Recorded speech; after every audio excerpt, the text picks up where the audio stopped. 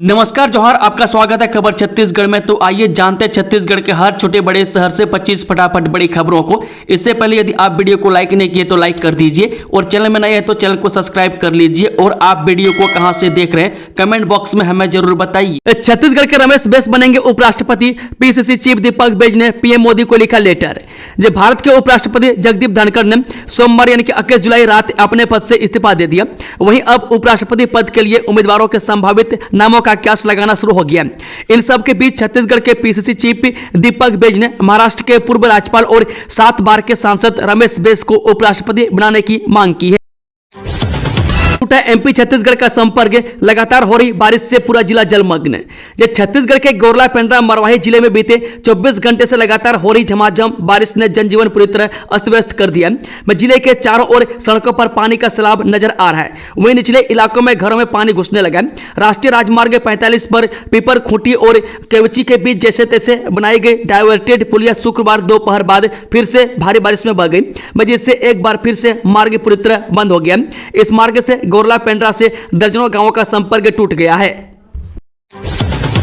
युवाओं के लिए खुशखबरी। पहली बार नौकरी ज्वाइन करने वालों को सरकार देगी 15,000 रुपये। श्रम और रोजगार मंत्रालय ने शुक्रवार को कहा कि ईपीएफओ के साथ पहली बार पंजीकृत होने वाले कर्मचारियों को सरकार 1 अगस्त से 15,000 रुपये की राशि पीएम विकसित भारत रोजगार योजना के तहत दी जाएगी। वह पीएम VBRY को पहले एम्प्लॉयमेंट लिंक्ड इंसेंटिव स्कीम के रूप में जाना जाता था। केंद्रीय कैबिनेट ने इसे 99,446 करोड़ रुपये के परिव्यय के साथ मंजूरी दी थी। मंत्रालय ने कहा कि ईपीएफओ के साथ पहली बार पंजीकृत कर्मचारी को टारगेट करते हुए इस योजना के तहत 2 किस्तों में 1 महीने का ईपीएफ वेतन 15,000 रुपये तक दिया जाएगा। बिल्डर व फिल्म अभिनेता के खिलाफ एफआईआर दर्ज। जाने क्या है पूरा मामला। छत्तीसगढ़ के दुर्ग के चर्चित बिल्डर, जमीन व्यापारी व फिल्म अभिनेता मनोज राजपूत के खिलाफ सुपेला थाना में केस दर्ज किया गया। एफआईआर में उल्लेख है कि उसने अपने आपराधिक मामले छिपाते हुए गलत तरीके से शपथ पत्र बनाया और पासपोर्ट लिया। इतना ही नहीं, मनोज राजपूत के खिलाफ अलग अलग थाना क्षेत्रों में 11 आपराधिक मामले दर्ज हैं, जिसमें रेप, धोखाधड़ी सहित मारपीट के मामले शामिल हैं। आपराधिक प्रवृत्ति की वजह से मनोज राजपूत को दुर्ग के मोहन नगर थाना क्षेत्र में गुंडा बदमाश सूची में भी शामिल किया गया। नियमानुसार पासपोर्ट जारी होने से पहले किसी व्यक्ति का क्रिमिनल रिकॉर्ड चेक किया जाता है और पुलिस वेरिफिकेशन रिपोर्ट के आधार पर ही पासपोर्ट जारी होता है। लेकिन मनोज राजपूत के नाम पर कई मामले दर्ज होने के बाद भी पासपोर्ट जारी होना बड़ा सवाल है।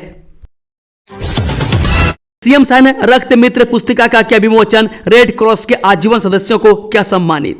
जी हां, मुख्यमंत्री विष्णुदेव साय जसपुर जिले के ग्राम बग्या में भारतीय रेड क्रॉस सोसाइटी द्वारा आयोजित कार्यक्रम में शामिल हुए। इस अवसर पर सीएम शाह ने कैंप कार्यालय बग्या में आयोजित कार्यक्रम में भारतीय रेड क्रॉस सोसाइटी जसपुर के आजीवन सदस्यों को प्रमाण पत्र वितरित किए और रक्त मित्र पुस्तिका का विमोचन किया। इस दौरान उन्होंने नीरज शर्मा, अजय कुमार कुशवाहा और शिव नारायण सोनी को प्रमाण पत्र प्रदान कर उनके योगदान की सराहना की। जसपुर के स्कूल में घुसी हथिनी और बच्चा, मचाया आतंक। वन विभाग ने छात्रों को भिजवाया घर। जसपुर जिले के पत्थलगांव वन परिक्षेत्र में हाथियों का आतंक जारी है। वह तड़के सुबह एक जंगली मादा हाथी और उसका बच्चा दल से बिछड़कर स्कूल परिसर में आ धमके। आक्रामक हाथी स्कूल परिसर में रखी बाइक को क्षतिग्रस्त कर दिया। इस दौरान स्कूल में अफरा तफरी की वजह से स्थिति गंभीर हो गई।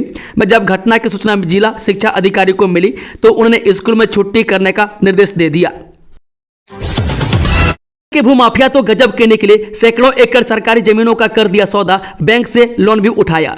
छत्तीसगढ़ में बड़ा जमीन घोटाला हुआ है। सरकार की ऑनलाइन भूया साइट में गड़बड़ी कर सैकड़ों एकड़ सरकारी जमीनों को निजी व्यक्तियों के नाम दर्ज कर दिया गया है। इतना ही नहीं, सरकार की इन जमीनों को बैंकों में बंधक रख निजी व्यक्तियों द्वारा करोड़ों रुपये लोन लेने का भी आरोप है। ताजा मामला दुर्ग जिले के मुरमुंदा पटवारी हल्का से जुड़ा है। मुरमुंदा हल्का के मुरमुंदा, अछोटी, चेटुआ, बोरसी गांव में बड़े पैमाने पर जमीनों की हेराफेरी पकड़ी गई है। इन गांवों में 250 एकड़ से अधिक शासकीय और निजी जमीनों का फर्जी तरीके से बटांकन कर अलग अलग व्यक्तियों के नाम दर्ज कर दिया गया। मामले की जानकारी लगते ही विभाग ने आनंद फानंद में जांच शुरू कर दी है। जिला प्रशासन ने राज्य सरकार के भू राजस्व अभिलेख शाखा के आयुक्त को भी मामले की जानकारी दी है। साथ ही इस बात का पता लगाने का अनुरोध किया है कि आखिर ऑनलाइन किसकी आईडी से गड़बड़ी हुई है। बलरामपुर में बड़ी लापरवाही, बच्चों के राशन पर डाका, ग्रामीणों ने वायरल कर दिया वीडियो। जो सरकारी स्कूलों पर पढ़ने वाले बच्चों के पोषक को ध्यान में रखते हुए मिड डे मील योजना संचालित की जा रही है, जिसमें सालाना करोड़ों रुपए खर्च कर पोषण युक्त मध्याह्न भोजन यानी कि मिड डे मील देकर शिक्षा से नियमित जोड़े रखने का प्रयास कर रही है। लेकिन बलरामपुर जिले में स्कूल से चावल की बोरियां भरकर बाजार में बिक्री करने के लिए ले जाने की तस्वीर सामने आई है, जिससे शिक्षा विभाग में पूरी तरह से हड़कंप मचा हुआ है। वहीं इस मामले के बाद अब विभाग पर कई तरह के सवाल भी खड़े हो रहे हैं। डीएपी और खाद की कालाबाजारी किसानों की बर्बाद कर रही फसल, कलेक्ट्रेट पहुंचकर सौंपा ज्ञापन। धमतरी जिले के कलेक्ट्रेट कार्यालय में शुक्रवार को किसान यूनियन बड़ी संख्या में अपनी मांगों को लेकर पहुंचे। किसानों को कहना है कि वो डीएपी और यूरिया खाद की कमी के चलते कलेक्टर से मिलने आए हैं और अपनी मांगों का ज्ञापन भी सौंपेंगे। किसानों ने अपनी नाराजगी जाहिर करते हुए बताया कि धान की बोनी के बाद खाद की जरूरत है, लेकिन सोसाइटी और राइस मिलों में खाद नहीं मिल रहा है, इससे खेती पर असर पड़ रहा है। मैं किसानों ने कहा कि खुले बाजार में महंगे दामों पर खाद खरीदने को किसान मजबूर है। मैं कालाबाजारी करने वाले 1200 रुपये की डीएपी 1900 रुपये और 272 रुपये वाली यूरिया 450 रुपये में बेच रहे हैं। मैं किसान इन्हीं दामों पर खरीदने को मजबूर है। आर्मी जवान से ठगी, एक महिला गिरफ्तार, जानिए कैसे जाल में फंसाया। जब बिलासपुर के सरकंडा थाना क्षेत्र में तैनात पुलिस टीम ने एक सैनिक कर्मी से ऑनलाइन ठगी के मामले में तत्काल कार्रवाई करते हुए एक महिला को गिरफ्तार कर लिया। आरोप है कि एक पूर्व सैनिक द्वारा भारतीय सेना में कार्यरत जवान को मल्टी $1 मिलियन प्रोजेक्ट में नौकरी और माइक्रोसॉफ्ट कंपनी का फर्जी लाइसेंस दिलाने का झांसा देकर 3 लाख रुपए की धोखाधड़ी की है। शिकायतकर्ता सोमेश सिंह वर्तमान में भारतीय सेना में कार्यरत हैं। उन्होंने बताया कि उसकी जान पहचान राजू साहू नामक व्यक्ति से सेना में काम करते हुए हुई थी। जसपुर के पीएमश्री विद्यालय में अब एनसीसी एयर स्क्वाड्रन होगी शुरू, सीएम साय के प्रयासों से मिली स्वीकृति। छत्तीसगढ़ के जसपुर जिले के युवाओं को अब एनसीसी में एयर स्क्वाड्रन के जरिए अपना करियर बनाने के लिए मदद मिलेगी। मुख्यमंत्री विष्णुदेव साय के प्रयासों से जिले के पीएमश्री जवाहर नवोदय विद्यालय में एनसीसी की एयर स्क्वाड्रन शुरू करने की मंजूरी मिल गई है। यह छत्तीसगढ़ की 3 सीजी एनसीसी एयर स्क्वाड्रन होगी। साय के प्रयासों से यह जिले के लिए एक ऐतिहासिक उपलब्धि है, जो स्थानीय युवाओं के करियर में मददगार साबित होगी। बी फार्मा और उच्च डिग्रीधारी भी कर सकेंगे फार्मासिस्ट ग्रेड 2 भर्ती में आवेदन, छत्तीसगढ़ हाईकोर्ट का बड़ा फैसला। जब बिलासपुर हाईकोर्ट ने बी फार्मा और उससे उच्च डिग्रीधारी अभ्यर्थियों के पक्ष में महत्वपूर्ण फैसला सुनाया। यह फैसला राज्य स्वास्थ्य विभाग द्वारा जारी फार्मासिस्ट ग्रेड 2 की भर्ती विज्ञप्ति के खिलाफ दायर याचिका पर आया है। चीफ जस्टिस के नेतृत्व वाली डिवीजन बेंच ने याचिकाकर्ताओं को अंतरिम राहत प्रदान करते हुए सरकार को निर्देश दिया है कि वे सीजी व्यापम को आदेश दें कि बी फार्मा और उच्च डिग्रीधारी अभ्यर्थियों को भी ऑनलाइन आवेदन की अनुमति दी जाए। निकाला पैदल मार्च, 2 सूत्रीय मांगों को लेकर राजभवन में सौंपेंगे ज्ञापन। छत्तीसगढ़ के राजधानी रायपुर में आज 2 सूत्रीय मांगों को लेकर एनएसयूआई कार्यकर्ताओं ने पैदल मार्च निकाला है। इस बीच संजय स्तंभ चौक से राजभवन तक पैदल मार्च कर रहे हैं। इसके अलावा अंबेडकर चौक में पुतला दहन का भी आयोजन किया गया है। 38 लाख सदस्य संदिग्ध, राशन बंद, जांच के आदेश।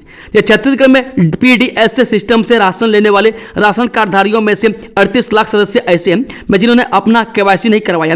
इनमें सबसे अधिक 34 लाख बीपीएल के और 4 लाख एपीएल राशन कार्ड धारक हैं। इन्हें संदिग्ध माना जा रहा है। अब इस मामले की जांच शुरू कर दी गई है। फील्ड में जाकर इस संबंध में भौतिक सत्यापन किया जा रहा है। बता दें कि छत्तीसगढ़ में राशन कार्ड हितग्राही की कुल संख्या 2,73 लाख है। इनमें से 2,73 लाख है।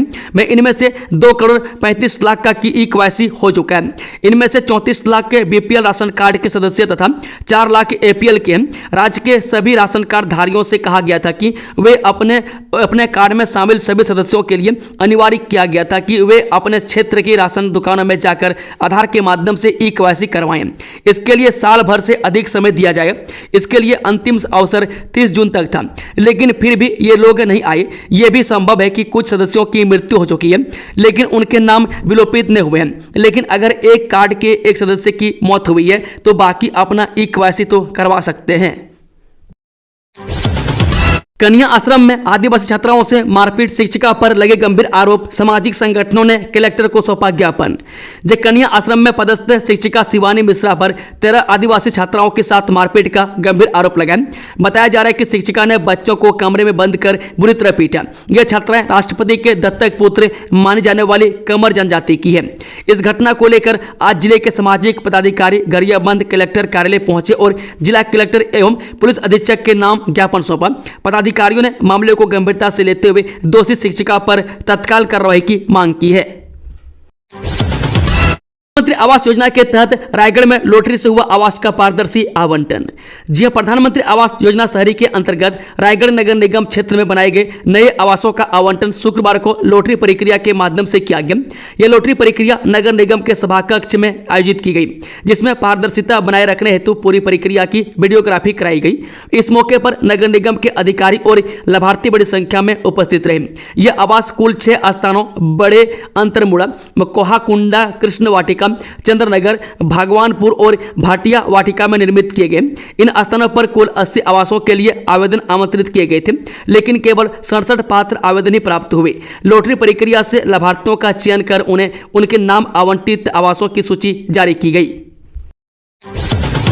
नौकरी लगवाने के नाम पर 12 लाख की धोखाधड़ी, गरियाबंद पुलिस ने 2 आरोपियों को किया गिरफ्तार। जराजिम थाना क्षेत्र में पुलिस ने नौकरी दिलाने के नाम पर 12 लाख रुपए की धोखाधड़ी करने वाले 2 आरोपियों को गिरफ्तार कर लिया है।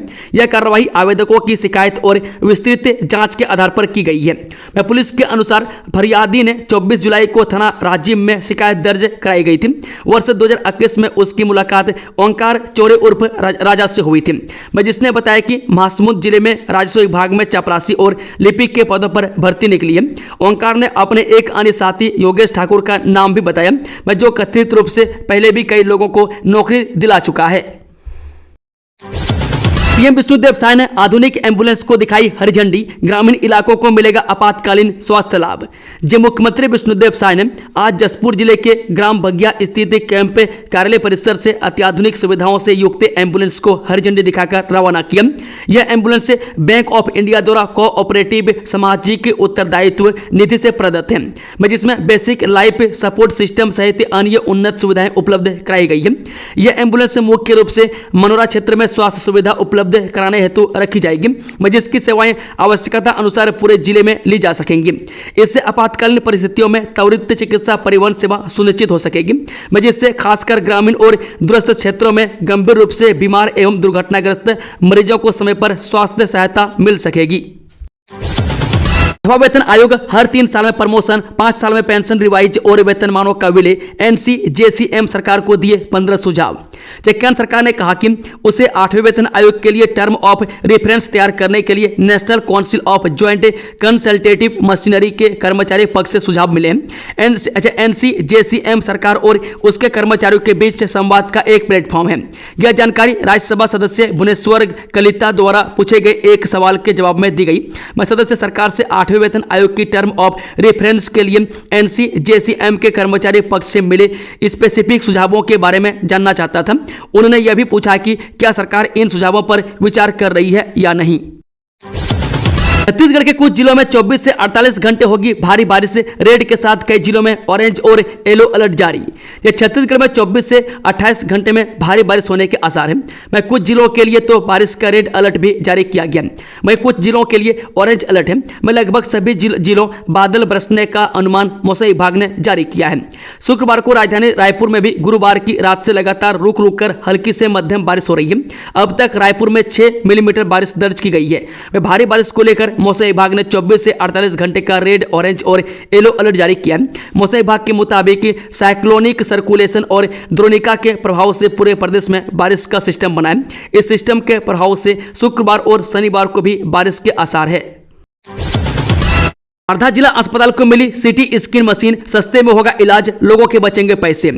छत्तीसगढ़ में स्वास्थ्य सेवाओं का विस्तार किया जा रहा है। इस कड़ी में कवर्धा में 25 जुलाई का दिन ऐतिहासिक रहा। कवर्धा जिला अस्पताल में सीटी स्कैन मशीन का लोकार्पण डिप्टी सीएम विजय शर्मा और स्वास्थ्य मंत्री श्याम बिहारी जायसवाल ने किया। जिला अस्पताल में कुल 4 करोड़ 50 लाख रुपए की सीटी स्कैन मशीन का लोकार्पण हुआ है। इस मशीन के लगने से लोगों को स्किन से जुड़ी बीमारियों के इलाज में मदद मिलेगी। अब स्किन के सीटी स्कैन के लिए लोगों को दूसरे जिलों का रुख नहीं करना पड़ेगा। पहले लोगों को इस तरह के इलाज के लिए रायपुर, राजनांदगांव और अन्य जिले में जाना पड़ता था। अब इस जांच मशीन के लगने से कवर्धा वासियों को काफी सहूलियत हो जाएगी। इस मशीन के लगने से लोगों को मार्केट रेट से 10 गुना सस्ते दर पर जांच हो सकेगी। अब हर गतिविधि पर होगी तीसरी आंख की नजर। दुर्ग में लगाए जाएंगे नए 642 सीसीटीवी कैमरे।